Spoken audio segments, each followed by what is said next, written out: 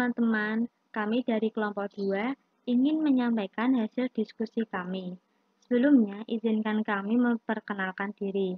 Saya, Nurul Hidayah, dan teman saya, Salsa Afil dan Meila Pasya. Apa sih itu diabetes mellitus? Penyakit metabolik yang ditandai dengan adanya kenaikan gula darah di dalam sel. Diabetes mellitus atau bisa disebut juga kencing manis disebabkan oleh adanya mutasi gen. Nah, mutasi gen ini menyebabkan disfungsi sel beta, gangguan sekresi hormon insulin, dan resistensi sel terhadap insulin.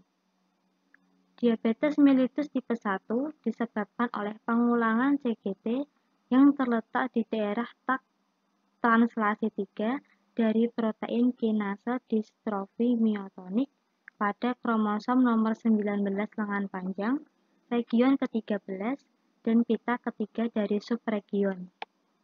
Diabetes mellitus tipe 2 disebabkan oleh pengulangan CCTG yang tidak stabil pada protein jaringan ke-9 oleh kromosom nomor 3 lengan panjang, region ke-21.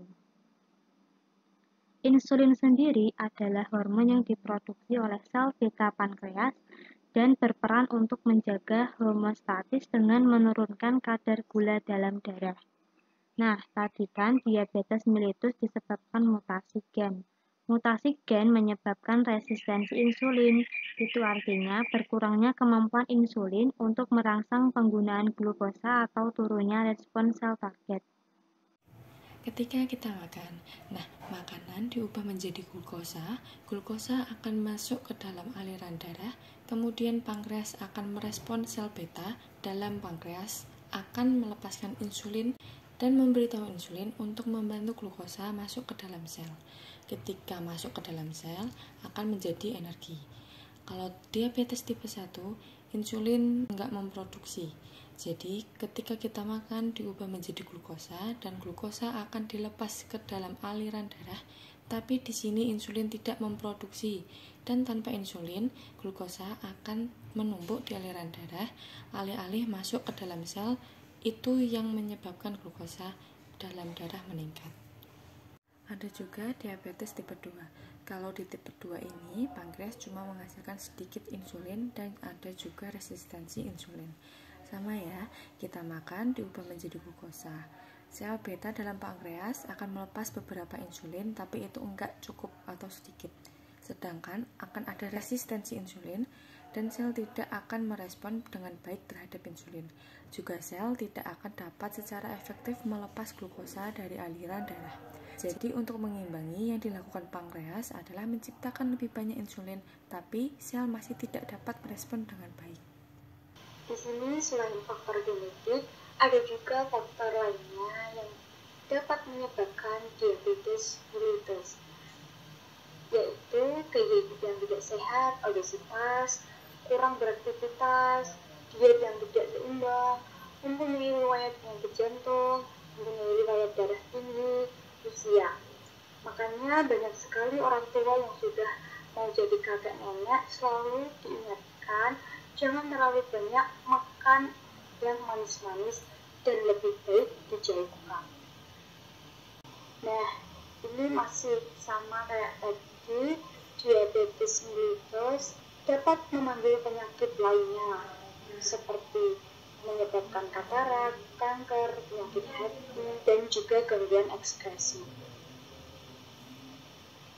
Kalau sudah terkena diabetes mellitus, pasti pernah merasa haus terus atau polidipsia dan lapar terus atau polifagia.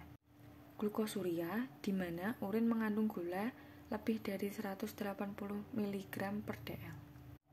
Poliuria itu air dihambat di dalam tubulus ginjal sehingga volumenya meningkat.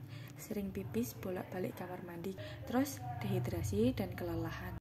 Ciri-cirinya jadi kurus ya, berat badan turun walaupun asupannya normal, terjadi pembengkakan, dan luka borok yang disebabkan oleh pembengkakan yang enggak sembuh-sembuh dan akhirnya busuk menjadi luka, terus jadi kelihatan lemas. Nah, ini cara pemeriksaan umum diabetes mellitus yang gampang dilakukan di rumah kalau mempunyai alatnya.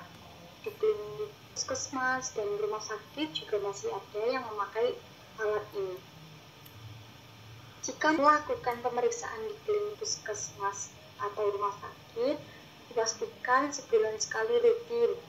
Dan ada juga pemeriksaan gula darah 3 bulan yang namanya HbA1c. Jadi, caranya disiapkan dulu alatnya, kemudian dimasukkan stik ke dalam alat, dan jangan lupa membuka lancet, pijat jari ke arah luar, dan diusap memakai kapas alkohol. Kemudian tusukkan lancet ke jari, sambil dipijat-pijat agar darahnya keluar. Setelah dirasa cukup, ditempelkan darah ke ujung stik. Sembari menunggu hasilnya keluar, dibersihkan sisa darah pada jari. Nah, ini nilai normal gula darah dalam tubuh. Gula puasa 70-110 mg per dl dan gula sewaktu 75-127 mg per dl. Untuk pemeriksaan gula puasa, harus puasa selama 8-12 jam. Tidak boleh lebih dari 12 jam ya.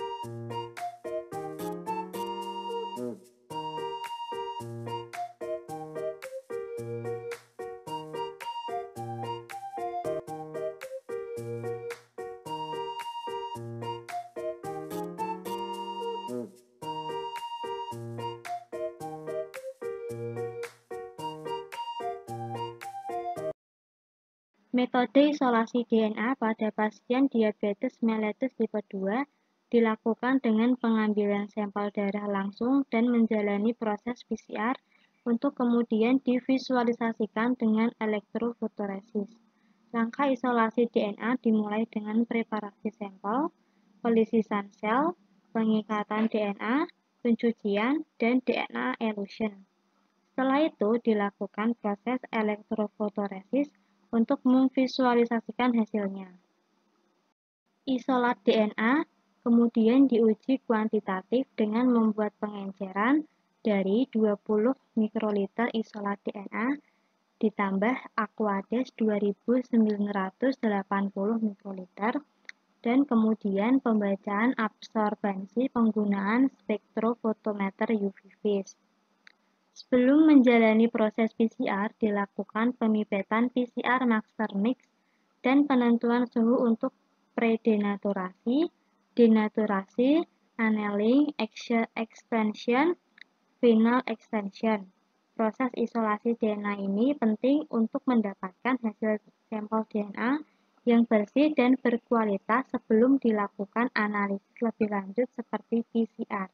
Selain harus cek rutin gula darah, ada banyak cara untuk menghindari penyakit diabetes mellitus, yaitu rutin olahraga, nggak usah yang berat-berat, jogging pagi, sore, atau berjalan kaki selama 20 menit sampai 30 menit per harinya. Makan makanan yang sehat, buah, sayur, dan daging. Jangan stres berlebihan. Diet ya, kalau bisa juga minum vitamin. Terapi insulin juga mengurangi rokok. Cara pengobatannya yaitu menggunakan obat metformin. Obat pertama untuk pengobatan diabetes mellitus tipe 2. Metformin bekerja dengan cara mengurangi kadar gula yang disalurkan hati ke aliran darah dan membuat tubuh menjadi responsif terhadap insulin. Obat ini tidak menyebabkan kenaikan berat badan, mengakibatkan efek samping ringan seperti mual, muntah, dan diare. Obat ini juga direkomendasikan untuk penderita yang juga mengalami masalah ginjal. Kemudian ada sulfonylurea. Jika obat metformin tidak efektif menurunkan kadar gula darah, Obat sulfonylurea biasanya digunakan untuk meningkatkan produksi insulin dalam pankreas. Obat-obat ini harus memakai resep dokter ya. Jika tidak digunakan dengan benar, dapat mengakibatkan resiko terjadinya hipoglikemia. Pioglitazone bermanfaat untuk meningkatkan sensitivitas sel-sel tubuh penderita terhadap insulin sehingga mengakibatkan gula yang diubah menjadi energi lebih banyak. Dengan demikian, kadar gula dalam darah menjadi menurun. Obat ini biasanya digunakan dalam kombinasi dengan metformin dan sulfonylurea. Penggunaan obat ini sudah jarang karena dapat meningkatkan resiko penyakit jantung. Terapi insulin. Penderita yang menggunakan obat-obatan yang diberikan secara oral kadang-kadang membutuhkan terapi tambahan berupa suntikan insulin. Jenis dan cara pemakaian suntikan insulin untuk penderita diabetes tipe 1 dan 2 itu sama. Sekian presentasi dari kami, terima kasih.